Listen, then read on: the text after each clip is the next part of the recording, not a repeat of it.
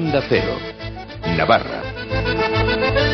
Tiempo en Pamplona en la Onda para la Sociedad de Estudios Vascos, para Eusko Ikaskuntza, que hoy nos propone acercarnos a la Valdorba a través de las páginas de un libro escrito por Patxi Fresán con el título La Valdorba y su legado esculpido. Patxi Fresán, que se encuentra con nosotros en los estudios de Onda Cero. Muy buenas tardes. Buenas tardes. Que es doctor en Historia por la Universidad de Navarra. Ha centrado sus investigaciones en el mundo de la política, la prensa y la censura falangistas durante la Guerra Civil y la inmediata posguerra. Y conociendo esta trayectoria, pues quizás se hace curioso que hayas escrito este libro que tenemos entre las manos, ¿no? Sí, bueno, el libro surgió a raíz de... Mientras hacía la carrera, como yo soy de Barasoain y de la Valdorba, pues siempre iba recabando pues, papeles, información, artículos que aparecían que estaban relacionados con cualquier pueblo del valle. Y bueno, pues eso se iba quedando ahí. Era mera curiosidad mientras era estudiante. Y con el tiempo, pues bueno, acabó siendo un volumen considerable y me pidieron en el ayuntamiento, como me veían ir bastante por allí al ayuntamiento a recabar pues información para otro libro que estoy preparando sobre la guerra civil en el Valle, pues me dijeron, oye, ¿por qué no nos hablas un poco de estas cosas y tal? Pues, les di varias charlas y a raíz de ahí, pues la que más gustó fue esta, fueron dos charlas. Y la gente pues bueno, se quejaba de que, oye, es que no vamos a recordar nada, ¿por qué no nos lo pones por escrito? Porque si no, no vamos a recordar nada más tarde. Y así pues es como surgió, la verdad. Dicho y hecho. Pero vamos, que el interés por la historia de los pueblos, como buen historiador, la tenías, sí, o lo tenías de siempre, ¿no? Sí, prácticamente. Vamos, eso es, lo lleva en la sangre, como quien dice, siendo del pueblo. Además, a mí siempre me pasaba, para los deportes no he destacado nunca mucho. Yo era de los chicos que se quedaban mirando las piedras, ahí los escudos. Que no jugaban al fútbol. Jugaba, pero muy mal. Ese era el problema. Entonces te dedicabas a otras cosas, que dan luego estos frutos, que tampoco está nada mal, ¿eh? No, porque hay que ver cuánto nos cuentan las piedras, ¿no? Sí, el objetivo del libro es ese, ¿no? El que la gente vea, que sirva de ejemplo, que bueno, pues que no hace falta ir a esos tochos que escribimos los historiadores muchas veces, que es mera concatenación, de datos basado en archivos, etcétera, que pues bueno, pues suelen ser bastante densos. Que están muy bien para los historiadores, pero no para el público en general. Viene muy bien, pero para el público en general pues son muy densos. Yo me acuerdo siempre de ese anuncio que había en la tele de Érase una vez el hombre, me parece que era, que salía un niño leyendo y ¡pum!, un cabezazo a la mesa porque se dormía. Pues es muy lógico, viendo lo que escribimos muchas veces los historiadores. Quería hacer con esto un libro práctico. Libro de historia práctico con el que la gente tuviese una especie de chuleta inmediata, que además... Casi a modo de guía, ¿no? Eso es, una especie de guía que la gente pudiese saber, pues por ejemplo, cuando vamos a las distintas romerías, que sepamos que en muchas de las ermitas a las que vamos allí en la Valdorba, y sucede lo mismo en el resto de Navarra, son antiguos asentamientos.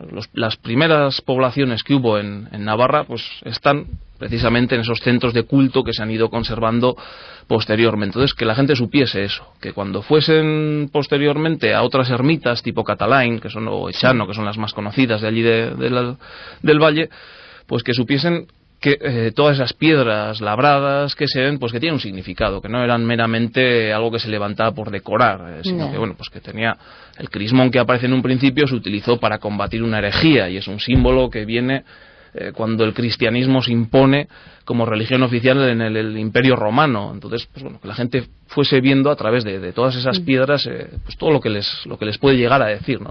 Toda la historia que va acumulando. Y lo mismo pues con los escudos, ¿no? Pues que viesen como esos escudos no es que en todos los casos que hubiese hazañas, en algunos casos sí, en otros no, en otros era meramente cómo se relacionaban las familias, qué privilegios les daban, el sistema de relaciones sociales que hubo pues a lo largo de la Edad Media y la Edad moderna, prácticamente hasta nuestros días.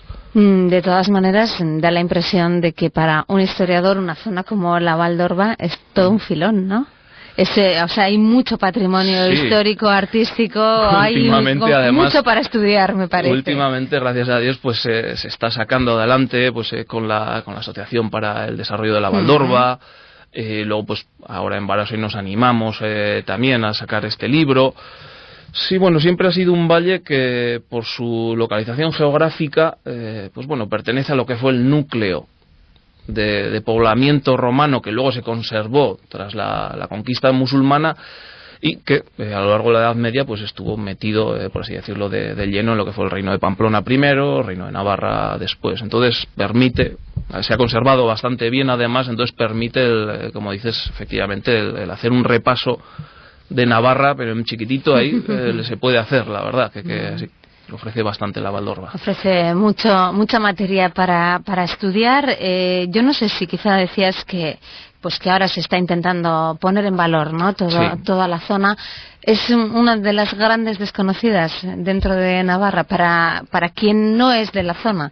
Sí, la verdad que la Valdorba siempre ha pasado un poco desapercibida, quizás porque es muy pequeño. Eran poblaciones que además, salvo las que quedaban en lo que era el antiguo Camino Real y actualmente la carretera nacional, la 121, eran lugares que se fueron despoblando de forma bastante acelerada, a raíz de los años 50 empezaron a perder población. La gente se quedaba allí, ¿no? Era como algo, a algunos les sonaban esos pueblos pequeños, Leoz, Echagüe, este tipo de pueblos quedaron un tanto abandonados y la verdad que a raíz de esa vuelta de la gente a los pueblos, mucha gente de fuera que fueron adquiriendo casas porque les gustaba el entorno, la verdad que merece la pena, fue cogiendo un poquito más de auge y luego además evidentemente hubo gente que se preocupó desde hace unos años a esta parte por llevar adelante el tema de que se fuese conocido, ¿no? El valle, así como el Roncal es de sobra conocido, Baztán, etcétera, la Valdorba es, por así decirlo, es como una especie de cajita que se ha conservado de todo lo que fue en la antigüedad y en la Edad Media Navarra. Sí que es cierto que en los últimos años está, yo creo que teniendo un auge, incluso personas que antes vivían en Pamplona se están yendo a vivir, en mi caso, por ejemplo, a la Valdorba, ¿no? A algunas localidades de la Valdorba que están ya a un paso, prácticamente. Sí, yo tardo de venir de Barasoin aquí, yo tardo un cuarto de hora. Es que tardaba lo mismo cuando vivía aquí en la calle Amaya en ir a trabajar que cuando vengo ahora de Barasoin. Entonces es algo que, como digo, es que está muy a mano. Un libro que decíamos se presenta prácticamente como si fuera una guía para que podamos dar un paseo por la zona, por la Valdorba, por las distintas localidades, viendo lo que nos muestras en este libro, La Valdorba y su legado esculpido. Yo quisiera que nos contaras un poquito cuál es la metodología de trabajo, ¿no? Cuando te planteas ya todo eso que ibas guardando, ponerlo en un libro, ¿cómo lo haces? Bueno, lo dividí en 3 capítulos, fundamentalmente porque lo que quería era, en base, como digo, a esas piedras, esos testigos pétreos que conservamos, el ir contando un poco cómo habían vivido y quiénes habían vivido en la Valdorba. Entonces, el primer capítulo, que se titula los primeros valdorbeses, lo que estudia fundamentalmente es la aparición de los primeros vestigios prehistóricos y luego, como comentaba, el surgimiento de esas primeras poblaciones proturbanas, o más que proturbanas, en este caso serían primeras poblaciones. Esos campamentos, esos castros, que han estudiado muy bien otras personas como Javier Armendáriz o la profesora Castiella, cómo se fueron distribuyendo a lo largo del tiempo y qué es lo que conservamos, que es una de las ventajas que tenemos allí. Han aparecido muchos vestigios prehistóricos, tipo hachas de piedra, etcétera, pero eso, hay mucho por Navarra. Y luego está el tema, como digo, de los castros protohistóricos, que son los que encuentran los romanos al llegar aquí, es la población, por así decirlo, vascona autóctona. Ahí en la Valdorba se conservan 16, unos en mejor estado, otros en peor estado, pero en general muy, por así decirlo, están en estado virgen, por así decirlo, porque no han sido excavados. Entonces se puede llegar y se pueden ver muy bien, pueden ver realmente bien. A mí el que me descubrió la mayoría de ellos fue Javier Armendáriz. Yo tenía localizados unos 8 y había el doble, ¿eh? Y cuando contacté con él y tuvo la amabilidad de estar conmigo una mañana y comentarme, claro, me dejó totalmente anonadado. Te dejó de piedra también, ¿eh? Exactamente, totalmente. Entonces, era el estudiar cómo vivían esas gentes, dónde se asentaron, por qué se asentaron ahí y no en otros lugares, y luego cómo a esos poblamientos son donde llegan los romanos y cómo se produce la aculturación romana. Se ve muy bien el ejemplo de esos antiguos castros y cómo luego cerca de ellos van apareciendo los vestigios romanos que han aparecido ahí en la Valdorba, en forma de lápidas sepulcrales y miliarios, que eran, por así decirlo, pues los mojones o las señales de tráfico, por así decirlo, de época romana, de las vías romanas. Eso es. La verdad que es un trabajo minucioso que yo creo que nos viene muy bien a los que no somos expertos en historia, ¿no? Por lo que decías, que al final tú ves una pieza de estas que pueden aparecer en el libro, si no sabes lo que hay detrás, sí, pues te puede dejar indiferente, ¿no? Sí, el objetivo era ese, era primero describir las piezas, señalar dónde estaban, por qué estaban ahí, y luego a la hora de contextualizarlas, pues ir explicando qué es lo que nos ofrecen. Pues bueno, el miliario romano nos presenta, pues bueno, la época del emperador en la que se puso, y nos explica un poco pues el sistema de las vías, ¿no? Cómo los romanos desarrollaron todo eso.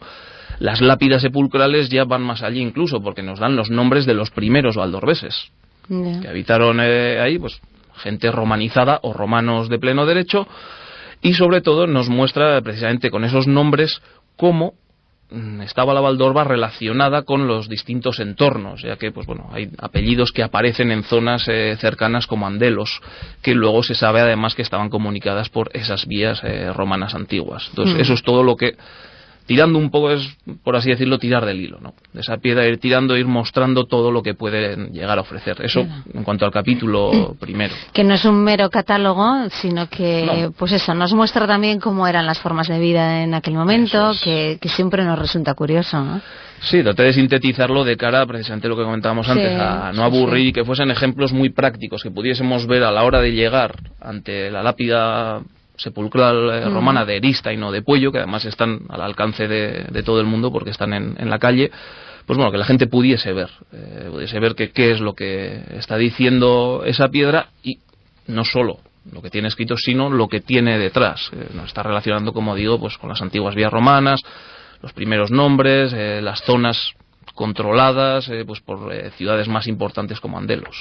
El segundo capítulo lo has titulado El Catecismo en Piedra. ¿Qué nos encontramos aquí? Porque es un capítulo que está plagado de fotografías. Sí, era fundamental el que estuviese muy ilustrado, dado que aquí lo que intenté ya era entrar en el mundo de las mentalidades. Las mentalidades y en especial la mentalidad religiosa de la época medieval. Ya es bien conocido el románico materia, en la Valdorba, exactamente, ya que Andrés Ortega publicó ya hace unos años un libro al respecto. Si bien él lo abarcaba de forma muy genérica, es decir, describía lo que eran los distintos templos, iglesias que se conservan, él las describía de forma general, entraba en algunos temas, pero yo quise mostrar aquí qué era, para qué se levantaban esas iglesias y qué significan toda esa decoración que nos parece a nosotros, todas esas esculturas. Empiezo por lo que es el crismón románico, que era lo que comentaba antes, fue un símbolo aparecido con los primeros cristianos, que representa pues las letras en griego del nombre de Jesús de Nazaret, Christos, que sea nuestro Cristo, junto con los símbolos de su poder, por decirlo de alguna forma, que también en dos letras griegas, alfa y omega, la primera letra del abecedario y última del abecedario, como digo, griego, que es el símbolo de decir, bueno, yo soy el principio y el fin, soy todopoderoso. Lo explico además que este símbolo se desarrolla mucho en el románico navarro, ya que coincide más o menos con la época de la herejía albigense, de los cátaros, que negaban en un principio la Trinidad de Jesucristo. La Trinidad de Dios. Entonces, bueno, pues eso se utiliza para combatir la herejía y se conserva bastante bien ahí en estos templos románicos de la Valdorba. Y después ya me meto con lo que es toda la escultura que decora pues tanto los ábsides, las cornisas, etcétera, que está fundamentada principalmente en las advertencias hacia el mal.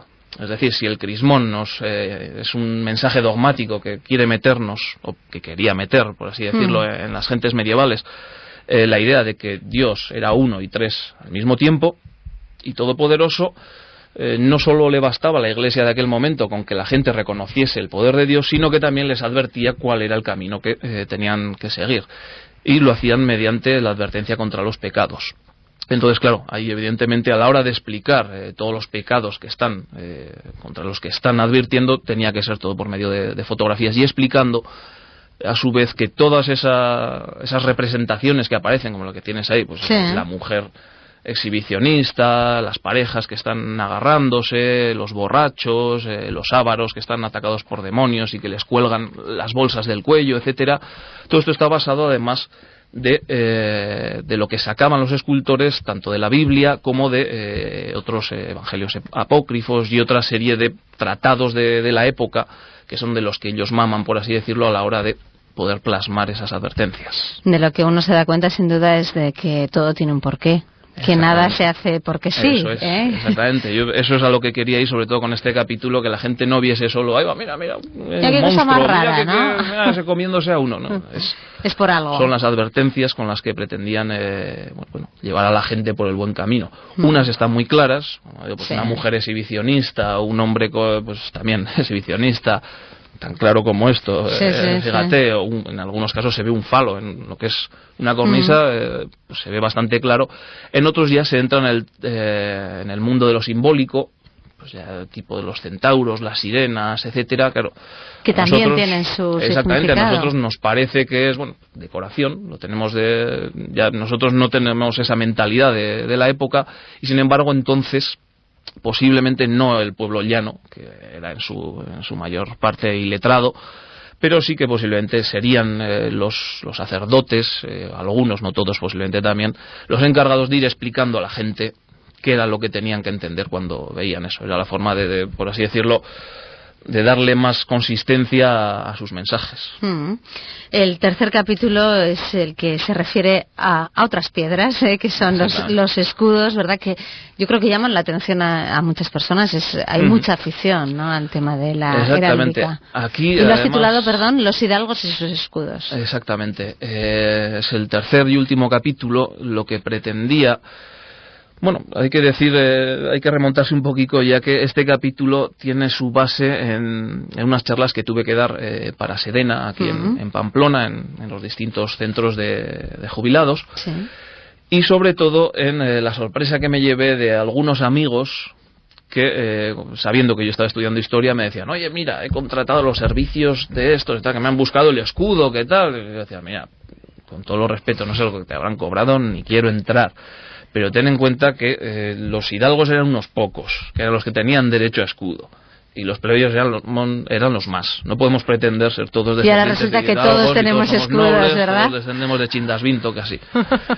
Entonces, ese capítulo lo tenía escrito, fue el primero que estaba escrito, pero precisamente para mostrarles a algunos amigos míos, mírate esto y entonces lo entenderás. Evidentemente está de forma muy sintética lo que es la historia de la heráldica.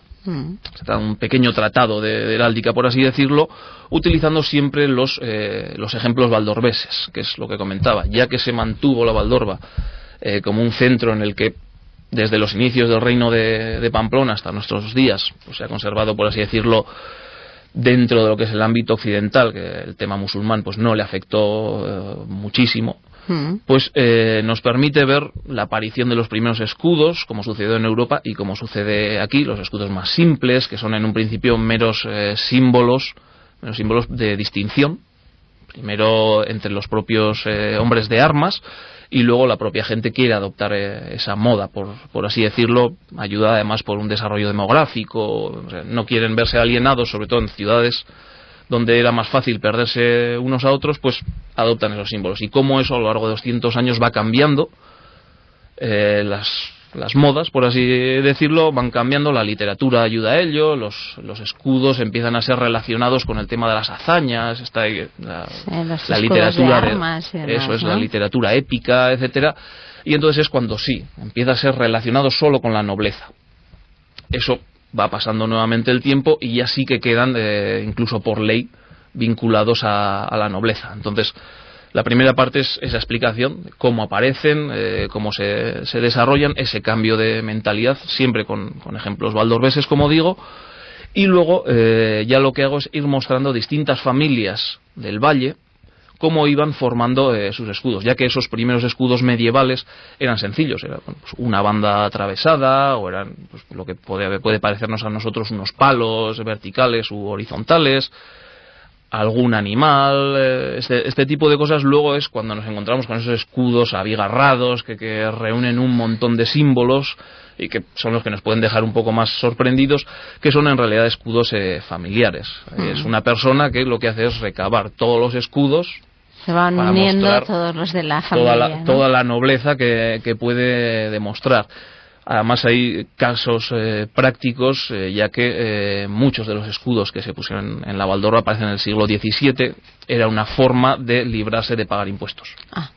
Los hidalgos de los pueblos se libraban de pagar impuestos. La picaresca, ¿eh? Exactamente. De siempre, esto es de siempre. Exactamente. Y un siglo después, además, a finales del XVIII se establece el sistema militar, lo que ha sido la mili que hemos conocido hasta hace poco, y una vez más los hidalgos son los que se libran de ir a la mili. Muchas familias recurren otra vez a demostrar que ellos tienen derecho a escudos, son hidalgos, etcétera, para evitarle a su hijo que vaya a la guerra, ya que en el siglo XVIII pues los estados europeos solían estar casi siempre a la greña. La suerte también es que pues todavía quedan palacios en pie y casas solariegas interesantes. Sí, ahí la verdad que solo entre Baraso y Nigarino, por así decirlo, que son los pueblos que más a mano quedan en la carretera junto a Puello, pues la verdad que hay un montón de escudos. Pero luego además, si nos adentramos en la Valdorba, nos encontramos los palacios antiguos, el mejor conservado o los mejor conservados posiblemente sean los de Solchaga y Eristain, que están pegadicos. En Olóriz hay buenos ejemplos también, y en otros sitios pues es una pena, pero se han ido perdiendo a lo largo de los últimos años. Por ejemplo, el de Leoz está muy bien conservado, además es un sitio que tiene además su historia, ya que ahí Espozimina negoció con los franceses su rendición en un principio, etcétera, y es una pena que pues en los últimos 15 años se haya derruido. Quedó derruido. Se conservan fotografías en el catálogo monumental de Navarra, precisamente de la Merinda de Olite. Aún queda una fotografía de cómo era el palacio, y en la actualidad no queda piedra sobre piedra. Y en otros casos, como digo, pues tenemos la suerte de que sí, que se han conservado. Otro de los palacios más curiosos, pues posiblemente era el de Dundrin, nombre que además suena así como muy fantástico, muy bonito, que es el palacio que había en Baraso. Y la gente suele confundirse cuando viene y le llama palacio a la casa del doctor Navarro, Martín de Azpilcueta, y eso no era un palacio, era una casa solariega como el resto de las que había por allí. El auténtico palacio estaba a las afueras del pueblo, y desgraciadamente de él solo queda lo que era la portada, con un escudito pequeño, un escudo medieval posiblemente. Y el año pasado yo tuve la suerte, que fue una de las cosas que más me gustó a la hora de escribir este libro, que me pegué con mi padre una mañana entera para... Ha habido mucho paseo para hacer este libro, pero muchísimo. Para encontrar y desenterrar el escudo, el último escudo que colocaron ahí, que además tiene la trascendencia, por así decirlo, que reúne todos o la mayor parte de los escudos de la Valdorba, de los palacios de la Valdorba, ya que los últimos señores de Dundrin, pues bueno, entre los nobles se iban casando y pudieron demostrar que ellos descendían de prácticamente casi todos los palacios que había allí en la Valdorba. Sí, yo tenía referencias a raíz de dar esas charlas que te he comentado. Pues me vino Cecilio Liberal, un hombre de allí del pueblo, y me comentó: oye, donde la huerta de tu abuelo, que era el antiguo palacio, allí yo me acuerdo que nos tumbábamos de pequeños encima una piedra con dibujos, con no sé qué, tal. Sí. Entonces empecé a tirar un poco, a mirar en los archivos, a ver ese tipo de piedra o qué era, y pensé que podía ser el escudo viejo, ya que bueno, eran piedras grandes que se reutilizaban, y además allí hicieron un par de restaños para acumular el agua, y no era raro que hubiesen utilizado pues la mejor piedra, la labrada. Y bueno, pues empecé a tirar del hilo, como decía antes. En este caso fue tirar más más que de hilo, de azadillo y de podadora. Y bueno, nos pasamos un día entero hasta que al final, claro, como digo, mi familia trabajó esa huerta donde estaba el palacio, y mi padre pues también recordaba esa piedra, porque son de la quinta, junto a este Cecilio Liberal que he comentado, y me dijo: sí, yo creo que recordar dónde estaba. Y claro, le hizo ilusión la cosa de recuperar su infancia, ¿no? Que igual tenía alguna trascendencia. Y empezamos allí y nos pegamos 7 horas hasta que lo sacamos, pero salió al final. Ahora estamos en el Por lo menos es trabajo recompensado. Sí, no, fue bonito por la cosa esa de que estás con tu padre y bueno, el tema de la historia, pues bueno, su hijo estudia historia y le interesa pues lo que le interesa a la mayoría de la gente, pues relativamente.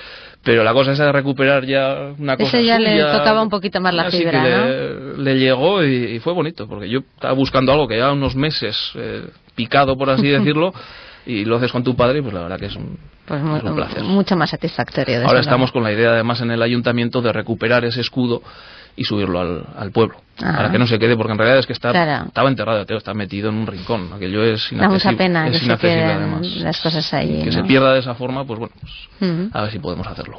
Pues a ver si podéis hacerlo. De todas maneras, en este capítulo de los hidalgos y sus escudos, Pachi ya adelanta que tiene otro estudio sobre escudos más grande todavía. Está en gestación, ya que, pues bueno, a raíz de dar la segunda charla que trató el tema de la heráldica, pues mucha gente empezó a preguntar, oye, ¿y el escudo de mi casa? Porque se conservan muchos y la gente, pues evidentemente, le llama a eso. Levanta la curiosidad, claro. Y empecé a trabajar el tema y en ello estoy. Estoy recabando información y no sé cuándo empezaré a escribirlo y bueno, y si habrá fondos para publicarlo. De todas maneras, como te encarguen muchas charlas, no sé si vas a tener un minuto para parar quieto.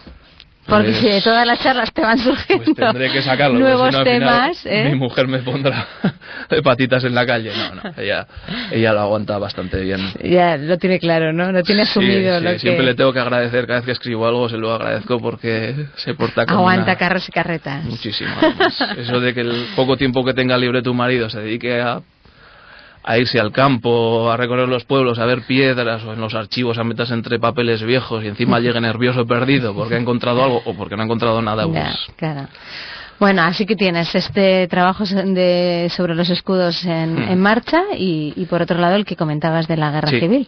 Otro que también, otras charlas que di allí en el pueblo y que sí, están los dos avanzados, pero bueno, en periodo en fase de construcción. De gestación, eso es. Diremos. Has hecho de fotógrafo también para la publicación de este libro. Sí, las fotografías las hice yo todas, menos una aérea que tuve que sacar de Sidna, pero el resto sí. Era pues sacar las fotografías, maquetarlas, para que todo entrase en la mayor medida posible dentro de las páginas que claro, además como intenté sintetizarlo para que pues la gente lo pudiese coger, se le hiciese amena la lectura, pues bueno, había que meter las fotografías como fuese. También es cierto que para quien esté interesado en una información más profunda hay una amplia bibliografía que se señala al final del libro. Eso es. Pues por si hay algún historiador que lo quiere tener en sus manos, ¿no? Bueno, o alguien más interesado a los historiadores, en profundizar. Pues en algún tema puntual les puede interesar, pero en el mayor sentido esa bibliografía está orientada sobre todo, pues eso, para quien es más curioso y que dice, oye, pues quiera me interesa profundizar mucho un poquito más este tema. Pues sí, metí una bibliografía final por capítulos para que pues la gente pueda, como digo yo, pues tirar del hilo. Seguir tirando de la manta. Eso es. La curiosidad que tengo yo y que seguramente tendrán muchos de nuestros oyentes de Onda Cero, ¿por qué acaban la mayoría de los pueblos en Ain? Bueno, que no son la mayoría, hay muchos, pero no son todos. Hay muchos, no todos, pero la hipótesis más extendida la dio Julio Caro Baroja y está explicado también en el primer capítulo y está relacionado con el tema de la presencia romana. Al parecer se trata de un sufijo Ain, nación Ain, que deriva de ano o anum, que era el sistema de propiedad de las distintas pues villas o posesiones de los señores en época romana. Ahí en la Valdorba se notaba bastante porque además alrededor de Pamplona se ha conservado bastante bien ese tipo de propiedades de poblamiento, ¿no? Es una retícula de pueblitos que tienen pues en torno a unos 10 kilómetros cuadrados, algo más, algo menos, y que además se conserva pues eso, con ese sufijo. Generalmente pues era la posesión de un señor que le daba su nombre y la terminación Ain. Pues Garino Ain, pues posiblemente de Garino Ain. O Balaso Ain, pues ahí es Miquel Velasco el que más lo ha estudiado y ya señala pues posiblemente es un nombre indígena, Veraxa, pero con esa romanización de los indígenas, pues Veraxa Ain o Veraxano, Veraxanum, pues deriva luego en Balaso Ain. De ahí parece. Hay otras interpretaciones, pero la más aceptada por todo el mundo suele ser la de Caro Baroja. Pues satisfecha la curiosidad. Nos hemos acercado a este libro de Patxi Fresan, La Valdorba y su legado esculpido gracias a la Sociedad de Estudios Vascos, Eusko Ikaskuntza, que recordamos tiene su sede en Pamplona, en la Plaza del Castillo 43 bis, en el tercero y cuarto D. El horario de atención al público es de 8 a 2 por las mañanas y de 4 a 6 por las tardes, y que también tienen una página web a la que pueden acceder en la dirección www.eusko-ikaskuntza.org. Patxi Fresan, muchísimas gracias por habernos acompañado hoy en Onda Cero. A ti.